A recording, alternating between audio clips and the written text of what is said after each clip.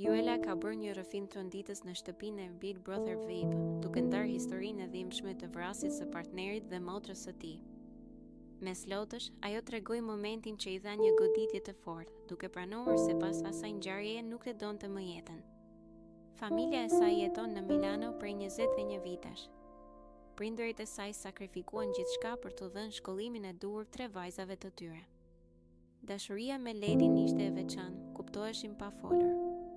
Ata planifikonin të martoheshin në verën e vitit 2020, por gjithçka u prenda mes. Një ditë, Ledi dhe motra e tij u vranë në oborrin e shtëpisë nga ish bashkëshorti i motrës. Ishte një tronditje e paimagjinueshme. Juela rrëfen se për një vit rresht, nëna e ruante edhe në dush nga frika se mos i bënte keq vetes. Pavarësisht se zemra ju coptua në mira pjesë, ajo sot tregon forcën për të vazhduar, duke e mbajtur gjallë kujtimin e tyre.